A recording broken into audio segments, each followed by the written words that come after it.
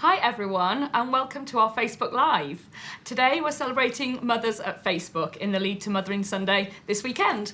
My name is Vicky and I'm the Director for International Recruiting and I'm based here in London. I'm also mum to Heath and Jacob. We really want to make today's session really interactive, so please jump in on the live and start posting comments and questions. I can see them here and I'm really hopeful we'll get to as many as we can. In the meantime, let's dive in and do some intros. I'm joined by 3 colleagues here, and we're also going to have a special guest, Rob. He's going to be dialing in to chat to us about how he spent his parental leave. We definitely don't want to leave the dads out. So with that, let's come to a guest in the studio here. Nam, tell us a bit about yourself. Hi everyone, I'm Nav and I'm a product manager in the community integrity team at Facebook. I'm also a mum and I have an 18-month-old. His name is Emil. Thank you, Nam. Kareen, welcome. Hi everyone, thank you. So my name is Kareen. I'm an engineering manager here at Facebook in London and I work in the ads organization. And I'm a mom of 2 children, Lena, who's 3 years old, and then Leo, who's 1 year old. Thank you. And last but not least, Kemi. Hi, my name is Kemi. I work in the Community Partnerships team here in the London office as a global engagement manager for our programs. I have 2 children, a 15-year-old daughter, Tolu, and a 9-year-old son, Femi. And I know Tulu is going to be watching, I think, so a big shout out to her, hey? Hey, Tolu! Excellent. Well, really good to be together today. We're here to talk a little bit about the balance of being a parent and balancing with work as well. So the first question that we've had coming in is around how flexible Facebook is when it comes to balancing work and life and down to the practicalities of things like start and finish times. So maybe Nam, tell us a little bit about how you're making it work for you. Well, I actually really like spending time with my son in the morning. So like for me, 6 to 9 is the perfect time. He's up early and we play together, and that's the time I really want to keep with my son. So I come into office by 9:30, 10. And my team is really great for that. I've worked around it, my meetings are worked around it, and then I leave at 6 to pick him up. So it's been fantastic to have that flexibility, and I just really appreciate it. And it's just not been an issue at all. And some days I work from home in the mornings just to, it's easy to get work done, and I also get to see him during lunchtime, which is great. Yeah, perfect. So, yep, so you're definitely making it work. Very flexible. It's not the same for everyone though. We all have different things. How do you make it work, ladies? My team, when I started, my manager said, we know you have a life, we know you have children, so we'll work your meetings around. If you need to do the school run in the morning, you can do that and pick up in the afternoons, do whatever you want. You can do some work from home days. But I was the one who felt guilty, because you would feel all my teammates are here and I'm just swanning in. You feel like you're swanning in. And I had to work with that. And then I got somebody who could do the school runs for me in the morning. And it's great. But I know that they had no problems with it. They were very flexible with it and they were willing to work everything round. Excellent. Yeah. It's a constant juggle, hey? Totally. One of the other things people are really keen to hear about was coming back to work when you just become a parent, hey? Everything's new then and you've got to start the balance. And Kareen, I know you returned to work whilst being here at Facebook.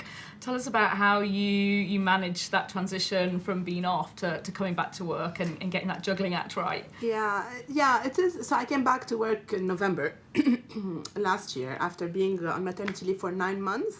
So it was quite daunting thinking about how I'm going to get organized with 2 children, being an engineering manager and everything. I had a really very positive experience. I got lots of support from my team. So I had someone in my team who would report to me, whose main goal for the coming months after I return was to set me to success, to have a positive onboarding experience. And he would give me feedback. He would spend hours with me to help me catching up on whatever I missed. So he was covering it for me when I was on maternity leave. So that was really good. What was really amazing as well is my manager, who showed lots of care. So he would ask me in the one-to-ones how I'm feeling, acknowledging that I'm coming back, leaving my baby in the nursery, and then not sleeping. So he was acknowledging all those, yet he didn't change the expectations from me. Like, it's not because now I have I'm a mom of 2 children, that he would look at me and then try to avoid giving me more responsibilities or anything like that. He respected the choice that I came back to work, and he didn't sort of protect me and make me feel any weird. Yet he listened a lot. Like since I came back, he was listening a lot to what I'm going through and then trying to help me and then drive change as well. Yeah. So it was really positive. Yeah. Sounds positive. Yeah. I think it's not always easy though, and sometimes when you look back, you kind of realise there were a few hairy moments. Any advice around the return to work that you have to kind of build on? I would say, just do what works for you. Don't hold anybody else up as a yardstick. Don't think, oh, this person does this, so I should try and do this. Just do what works for you. We're all different. We all have this facade that we all exist brilliantly behind, and we all portray perfection is not true. We're all furiously trying to get it to work. So don't put any pressure on yourself. Just do what works for you. Yeah, and I think whilst at the time it's a really big deal, hey, once you're then back into work and a few months down the line, it's kind of like the blink of an eye, and it feels like you were never away. So I think there's also something around trying just to remember that it will get easier as you go. Perfect. So another question we've got is around people who are trying to make the decision around motherhood, venturing into that job, which doesn't have a clear job description, and also the kind of the focus around, do I continue to pursue my career? How do I get the balance? When's the right time? What would you say, Nam, to someone who is debating whether to put off motherhood or whether to focus on their career? Okay. So I think first off, I would say just make sure that when you decide to have a child, just make sure you're emotionally ready, because I think even more than the career question, you and your partner just have to be ready for this huge commitment you're about to make. It's going to change your life. So I think the first thing is make sure you feel like you're ready and you're willing to, it does take a lot of sacrifice, you're willing to do that. Mm-hmm. And on the career front, I honestly don't think there's a perfect time. So for me, it ended up being sort of midway through my career and I wanted to take a lot of time off for my first child. I actually took a whole year off, and I did it in between jobs. And I wanted that flexibility because I just didn't want to feel pressured to have to go back to anything. So that was just my decision. That's what I ended up doing. But I did it at a time when I'd been working for some number of years, and I was pretty comfortable that when I wanted to come back, I would find the right role that would fit with my expectations and the flexibility I needed. And then Facebook fit that perfectly. So I actually took the job at Facebook after I'd had my child and after I was coming back from that break. So I would just say that it was a perfect time, but just be emotionally ready and just make sure you know what you need. And I did it mid-career, and maybe someone else might take a different decision. Yeah, of course. Great. So we've had a question coming in from Amy Kearney. Thanks, Amy. Her question is around self-care. So she asks, what are some of your self-care tips between work life and mum life? How do you take care of yourself? What keeps you sane, ladies? What are the little moments that you take? Kemi, what's top of mind for you? Find somewhere to hide. I think one thing we do, though, in honesty, we forget ourselves. We forget self-care. We forget to do anything. You're always thinking house, work, this, children, husband, everything. You forget yourself. And after a while, I would tell people to please remember yourselves, because you start getting resentful without realizing it. And then it's really, really quite bad. So I would say with self-care, find somewhere to hide, run away, get help. Just do whatever it takes to get some time for yourself. Maybe you think, I'm going to do my nails today. And then just go and just sit there, talk to a total stranger for half an hour. Do your nails. I'm going to go and just go shopping. I'm just going to without the children, just me time is great. You have to have me time. Without feeling sort of selfish, you have to have me time. Karine, what do you think? I can just say, because technically, since I came back, I was just telling Kemi earlier, when I came back to work, I decided my main priority was work and my children for 6 months, just to remove the stress as well that we need to take care of ourselves. We need to do so as well, plan it. And I gave myself a goal. I'm back to work in November. By April, I need to start taking care of myself. Yes. So it's super important long term. But as well, I don't want everyone to put the pressure that the day they come back to work, they also have their nails to be done and exercise. Oh, yes. It's like plan it. And what we did now, because I have the 2 children, I in the weekend, I used to exercise when my husband was with my daughter. I don't have this time now because I have my son. So we did join a health club where, for example, they have activities for children, they have creche. So instead of thinking it's like a gym, We're going to a health club as a family, and I feel less bad of leaving the children because we're just all doing something healthy together, and this makes it much more positive as well, and it's working. Yeah. Yeah, that's good. Yeah, I Think think about it later. Yeah. I think it's really important that I just before Christmas I was feeling quite overwhelmed. It felt like there was a lot of work on the go, and I was feeling stressed. And I know I took the deliberate step to think about how I could make sure I do get time to exercise and do things. I have a bit of time on my own, and since Christmas, I feel better in myself, being a bit more deliberate. But you have to sometimes have a little chat with yourself and carve out that time. So I completely get that. And I think we've got somebody coming on site tomorrow to do nails. So for Mother's Day and massage. massages. So Yeah. make sure to get yourself booked in. So the $1 million question that I've got here now is, how the heck do we stay organised? How do we get out of the house? Make sure everyone's got what they need for the day. Get to work. What advice and tips have you got around organisation? I'll start. The main thing I found hard is the mental overload as well. Like, I have a very supportive partner, yet I tend to think about everything from short term to the school to university of my children who are 1 year old. So and the full-time job on top. So tactical things, like now we have a to-do list and then we put target dates. So I don't have to whinge and nag my husband. I have a target date. I can forget about that and then we can talk about it. And it actually works. So and then I work from home most Wednesdays, which means my week, Monday, Tuesday, Thursday, Friday, I do all my meetings. And then Wednesday, I have a productive day where I can reflect, I can be productive, and also do some things if I have to do things around home. And I found these useful, these 2 tips. Yeah. It's my husband who's actually the more organized one, which is nice. So Yay for him. yeah, he's fantastic. So shared calendars. So each one knows who's coming home on time today, who's going to be late, who's got like a work thing, who doesn't. So that really helps. But the funny thing is, we actually put up a whiteboard in our house and behind the door. So as soon as you come in, anytime someone thinks of, oh, we need to buy this for groceries, or this is something to be done, and we actually assign it to each other. So it's really, the secret is like as much as you can plan. But I think there's no amount of perfect planning. So you also just, once you have children, just need to be okay with sometimes things will fall through the cracks.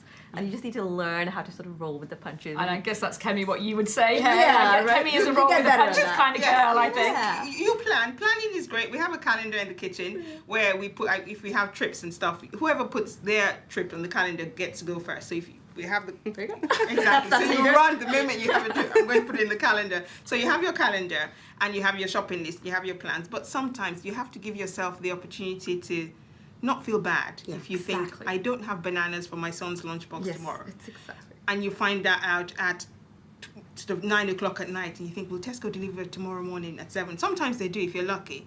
But sometimes you just have to just roll with it and think, I will stop on the way and get you something.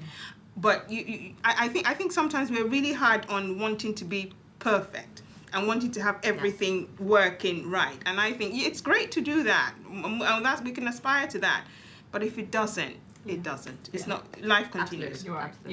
Yeah. I've had a few moments with my husband where we've got into discussions around whose meeting is more important than each other's. Oh my gosh! And then you remember we're on a team together. And it's just like we're just together. You're like, okay, let's just chill out a little bit. Okay, so the next question we've got is around Facebook groups. And asking specifically around how have you got support, made connections with people, perhaps internally in Facebook using our internal groups or with external Facebook groups. How's that helped? I'll do that. I'm the Facebook group addict. I confess. I have many groups that I run myself. I have a food group with about 1 million members. I have groups sort of for every area of life. I have an autism group, which we run for mothers with children on the spectrum, and groups are amazing for support. I can't say it strongly enough that if you have an issue, find a Facebook group. Yeah. You will find somebody there who's on the journey and who's done that journey before and who will then think, it's pay it forward time. It's like, I'll take you now and I'll walk you down that route. And it's like, it's better than going on and searching.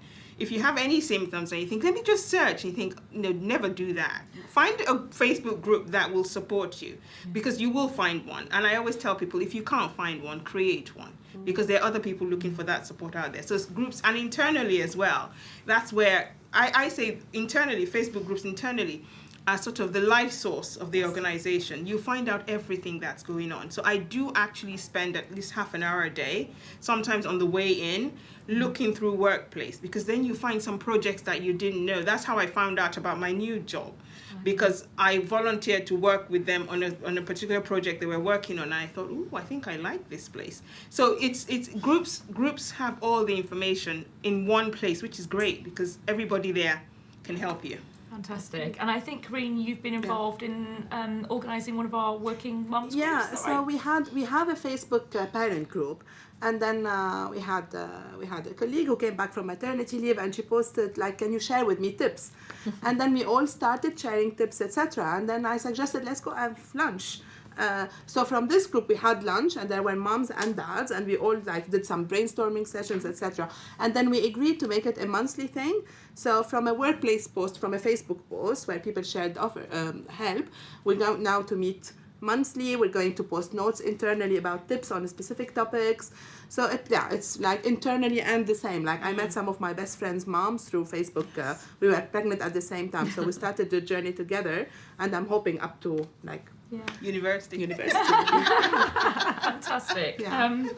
So the next question we've got is around advice for mums who want to upskill. So I think there's many people who decide to take some time away from the workplace, or perhaps take a job that isn't perhaps exactly what they want to be doing, but is right for them at that time, and then they want to make a change. So any experience and advice on the sofa around taking any time out, and advice that you might give people around how to change your career, think about different skills, get you ready to be prepared for the next role? So I changed jobs, company, bit like after my first daughter, and then I moved. And what I found is like what helped me preparing for my new job is being intentional. It's like everything. Just like what we talked about self-care. We also, as professional, we need to block time, and we need to be intentional about what is the new skill that we want to learn. And we need to being working moms, we need to be creative about how to find the time to do that. So for example, I have a long commute. I have an hour and a half commute. I started studying and then listening to audiobooks or reading stuff in my commute to plan this time. And this became my working and upskilling time. Also, we like, it's super important to find mentor coaches. So I sat with other local moms who are career driven as well, but are moms, even if they don't work in the same company, a coaching circle. And we meet every 6 weeks to talk about a specific topic. And as I started my job at Facebook a couple of years ago, some new things are coming. And then I have this circle to rely on, sort of coaches and mentors that I can rely on, which is important. Yeah, fantastic advice. Thanks for that. We've got a question come in from Kasha Suda. I hope I've pronounced your name right, Kasha. She says, hi, what are your childcare solutions, and did Facebook help you find a childcare provider? And I think one thing that I love, I don't know how much you ladies have used it, but we have a concierge service in our based out of our other office in London, who help with basic any life hacks you need, whether it's childcare, whether it's a plumber to come and help fix your boiler, or help you plan your holiday. So that is an amazing service that helps us. But tell me a bit about how you found childcare, and did Facebook play a role in that, or was it something you used your network for? How did you do that? Kemi, I know you just mentioned earlier your school run support. Yes. Yeah, how have you got yourself up and running? The school run support was a shout out on my Facebook wall. Somebody help me, I need somebody to do the morning school run. And a friend said, do you mind if I put it on my wall? And I said, definitely, share it. And in an hour after she put the post up, a friend said, yeah, I'll do it. So we have the Facebook, sort of the big external Facebook. We do have services internally. I haven't used them specifically, but I know, as you mentioned, the concierge service. Again, I would say it's information. Information is key. If you go on Workplace, you can always find something. And if you find out it doesn't exist or it's not there, you can always ask. And it's like, oh, we didn't know there was a need for that. Now we know there's a need for that. I know Facebook are quite flexible in working through the needs we have as the needs progress, because we're a growing organization and we're all growing in all stages of our lives. So we find that there's a new need, and they're quite open to listening to what that need is. Yep, I'd fully second that. I actually found my childcare service through a Facebook group that I was part of. It was a local mums group. And just I was thinking about getting back to work, I was like, oh, I need to find an option between nurseries, maybe nannies. And I posted on that and I got so many recommendations. And I actually found someone through that. I found like both a nursery through that and nanny recommendations through that. And I'm actually using one of them today. So Amazing. it worked out really well. It was just a local mums groups and it's perfect because they'll come to the area, or it's local to the area. And then internally, we have a parents group on Workplace here. And I know I've seen people post a lot for childcare options here, and I haven't used it, but I've been one of those people who recommended. It's like, hey, I live in that area. These nurseries are really great. Yeah. So I think it's it's a great support network. Yeah, and I think one thing I just add to that, the other thing, I know I agonised quite a lot when I was going back to work, or when I was preparing to go back to work. I was still on, I think, not even had my first, and I was traipsing around all these nurseries, kind of taking it very seriously and worrying and reading books about whether a nursery or a nanny was the best thing. And I think now where I'm at is that you try something, and if it works, great, and if it doesn't, well, you can change. Like nothing's forever, hey. And I think at the time you agonise over these decisions, and it feels like the biggest thing ever. And just as I've kind of come through, I've kind of realised that you kind of give it a go, and if it's not work, then there's other options. Okay, so we've got a question that I'm excited to hear the answer for. I'm a mum of 2 boys, so I do not know much about girls. I'm all about the boys. So the questions that come in is specifically about how we think about raising daughters, and in this world, we're all sat here as working mums, thinking about, as parents, are you raising daughters any differently to how you think your parents did, and if so, how? Karine, what are your thoughts? Yeah, so I have a 3-year-old daughter, and actually I hadn't thought about what my parents did to me until like recently, and actually my answer is no, they did really I cannot point one thing where they raised that with a sort of any gender difference. My dad and my mom would always say, you can do everything, push me in a way for like in science and things like that. So I want to copy what they did for my daughter. It's interesting though, because in a way they did it and they protected us in Lebanon. So they were super progress in this. Now things in a way are easier because everyone is talking about these things, but also they're harder because my daughter goes to nursery, so she's exposed to all sorts of things. So even if I want to try like to raise her like she can do everything, I try not to introduce pink. She loves pink. I try. So there's other things that are going in against what I'm trying to do in a way. So now what's on my mind is she can love pink, yet she can be an engineer, and like it's okay. So I'm trying to take these external factors and then integrate them, accept them, while believing in her that she can do anything she wants to do, really. So Fantastic. I like to see Kemi nodding there. Kemi, I'm going to come to you next. We've got a question here around who is your icon? Have you got any icons or role models, people you look up to or think about in your darkest moments when you're looking for a little bit of inner strength? Yes.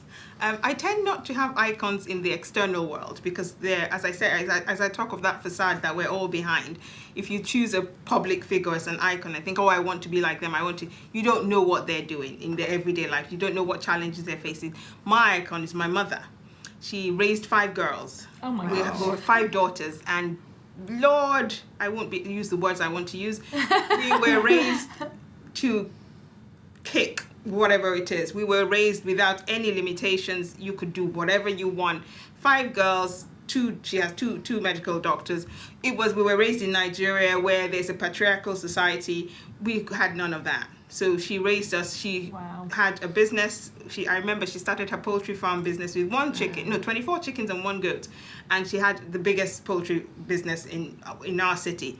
So hard work. She showed me what hard work was, where you could be anything, you could afford anything, you could do whatever you wanted, but you have to work hard. You can't sit and expect it to be presented to you. Sometimes you were lucky, the lines fell in the right places, but you had to go out to find it. You can't sit down and expect it to be brought to you. So for that, I'm raising my daughter exactly the same way. The world is your oyster.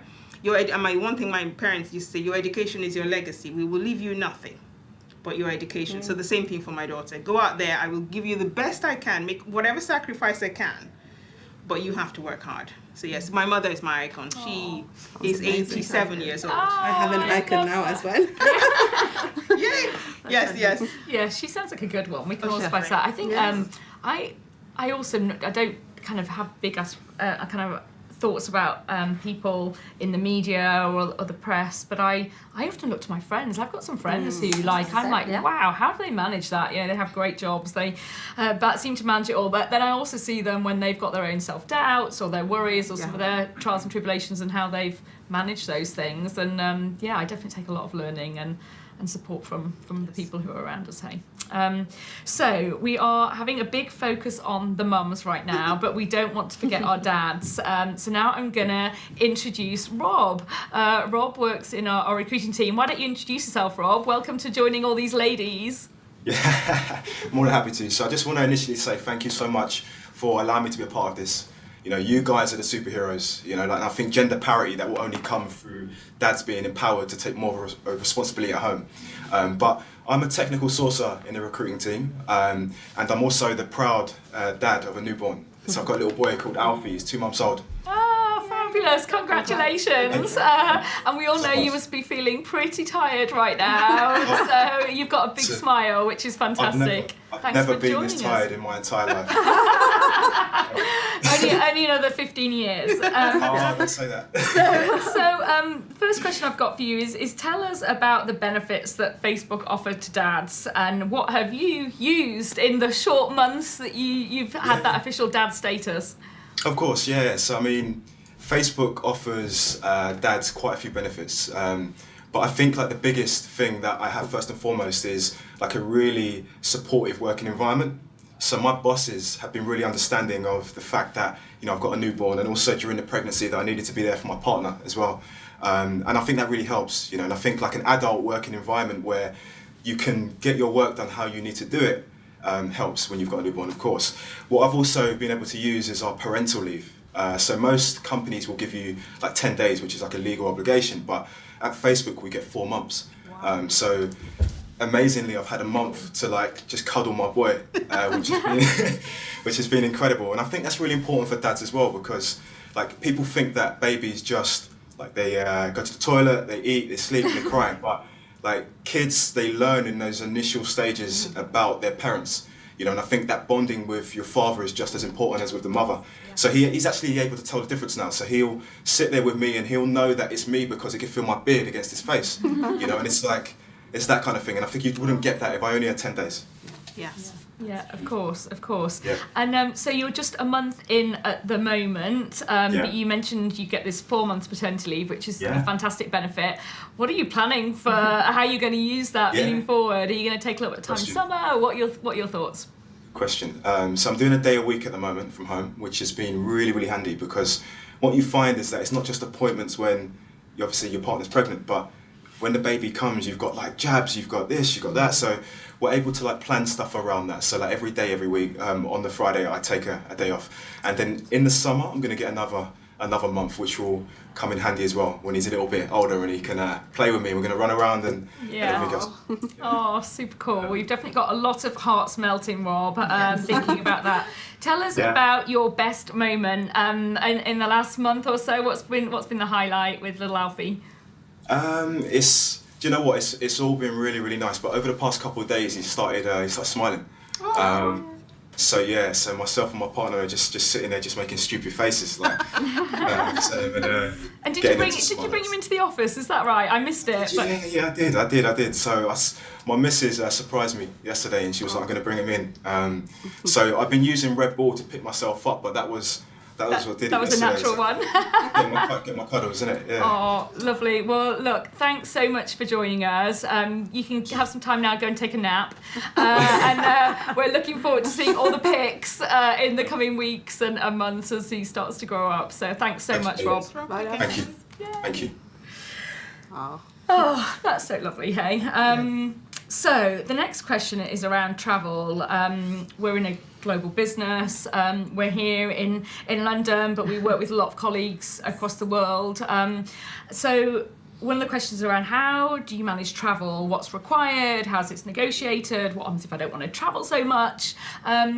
maybe now I'll come to you first. How have you managed the balance of travel and home life?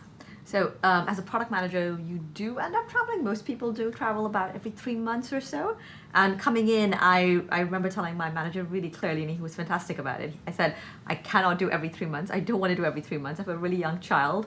I might do every 6 months, but I might do less than that. And they were like, that's totally fine. We'll plan around that. And the VC is so great right now. Like it really doesn't feel like you lose out that much. So I have taken a total of 14 days in the last year that I've been outside of the country, away from my son, and that's great. And it's been fine. It's like, yeah, some of the I mean, the good thing about working for a tech company is that tech is very good. Yes. So you can do a VC call and feel like you're right there. So yeah, I think it's really up to you to talk to your manager about it and just set expectations early. I think that always helps, Yeah, and people plan around it. So I was just very upfront about it. Yeah. How about you, Kemi? Have you been managing the travel work thing? I like traveling. My children are much older, and I think sometimes traveling is my escape time. So I working with self-care, just to put everything together. It works brilliantly. And so I remember when I joined, my manager did say, how do you feel about travel? They were flexible. If I had said I wasn't going to be able to go, they would have been fine with it, but I said, send me. I'm going. Because sometimes you do need that break. You get some work done. You can do it the same over VC. It depends. The teams, sometimes we have conferences in different countries that we have to go for. But I've never felt the pressure to do that. But I do like travel, and I do like getting away. Yeah, it's kind of horses for courses, hey? Yes, Different it's- people like yes, different things and differently, different yes. stages of Different, course. yes. That makes sense. So questions come in here about maternity leave, and if I'm about to go on maternity leave or I'm on maternity leave, can I be considered for a role? So I'm in recruiting, so I'm happy to take that one. And the answer is absolutely yes. We have people apply at all stages of their life with all sorts going on, and we would always focus on people's skills and experience, make the hire for the best individual, and then work out a plan. We'll make it work. And I know we've got lots of examples of internal people who have secured new roles and promotions while they've been out on leave and then returned into their new jobs, which is super exciting to see and great for other people to kind of then think about what that opportunity might be for them. So I know that that's definitely a thumbs up. The next question is around working from home. Do Facebook encourage working from home? What experiences have you got? How's that been for you guys? Have you worked from home much? I can tell for my case, like we're quite flexible, so I tend to work from home Wednesdays. Of course, if there is a team event or something, I come to work, but yeah, it's we're quite flexible about it. So it could be either a full day where you work from home, or working from home in the morning, like you would do, and then come back to the office afterwards. So it is fine, totally fine. Yeah. It is totally flexible. Sometimes you'll say, I'll come in the morning, do my meeting, do some things, but I have to go for a parents' evening. So I will then head out, do the parents' evening, and then maybe continue with some meetings later. So you can work, it's pretty flexible. As long as you're upfront about it and you discuss it and make sure everything works, you can work from home, yes. They're quite flexible. I normally do a day a week from home as well. Yeah. So pretty consistent. But I found yesterday we were having the coaching circle, and other moms were saying, how can we ask the permission to, and I told them, I told my manager that I was going to work from home Wednesdays, and it didn't have to have it's okay, it's fine. And in the recruiting function we try and have something called No Meeting Wednesday. Yeah, we do that. Yeah, we try and do that. So then that makes it a day that's easier for people to work from home. Although it does mean we have to cook when we're at the office, we can eat whatever is here. You have your own lunch. Yes, the cooking, sometimes you check the menu, you think, I think I'll come in today. For the food, love it. So the next question is around benefits. What benefits have you used that Facebook provide? Who's got any examples of things that they've accessed? I can build up on the food thing. It sounds silly, but to be honest, not having to think every day about how we want to eat healthy in a healthy way for breakfast and lunch and even take home some dinner for the family, it is something amazing, and I don't want to underestimate it. So this is definitely a benefit that I use. I can have all my veggies and everything and not having to worry about batch cooking in the weekend. Yes. So this is amazing. I know some other moms who would take some food for their family afterwards, for their children as well, for the evening. So this is definitely a benefit that's been quite amazing. Yeah. Very much so. I quite agree, because you have the variety available. You can definitely do the healthy thing, or sometimes they have sticky toffee pudding, and I'm totally sold with So that. the desserts are really good. Oh yes, and they do look after us. So yes, it's a massive benefit. You're right to have mentioned it, because when people mention benefits, you tend to think, are they going to? What do you get? Your medical? We do have full medical We cover. have fantastic We cover, have too. full dental cover for ourselves and our families as well. Medical cover as well. You have a pen. You have many things. Your transport. The benefits are amazing. But yes, the food swings it. Love that.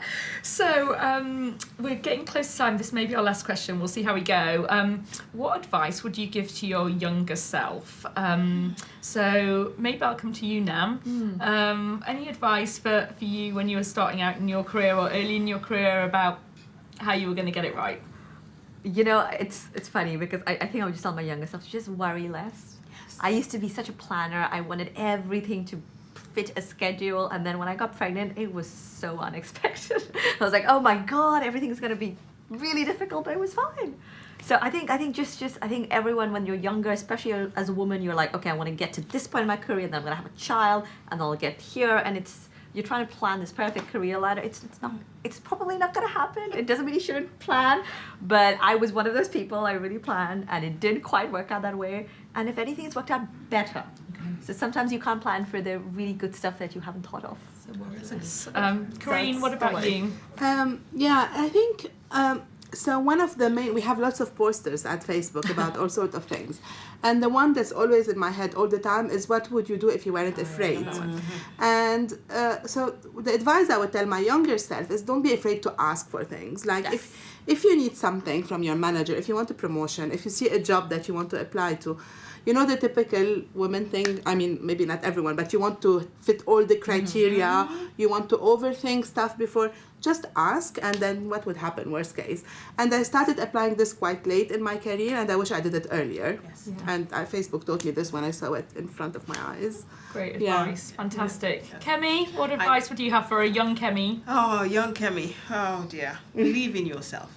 Never ever hold up somebody else as a yardstick. Believe in yourself. And sometimes you don't have to, you look at, I was looking at roles, and you'll think, oh, you look for everything you can't do, as opposed to you think, other people will want to apply for the role and look for the 10% they can do. I think, yeah, I'll apply for that. And you think, no, but you overthink. You were talking about the overthinking and the planning and saying, I must fit into this. And even now, sometimes you do have the imposter syndrome where you're thinking, I'm not sure, am I that good? Am I that good? But I will say, believe in yourself, because everybody else out there is having the same doubts, and everybody else out there is faking it. So believe in yourself, you can do it. Perfect.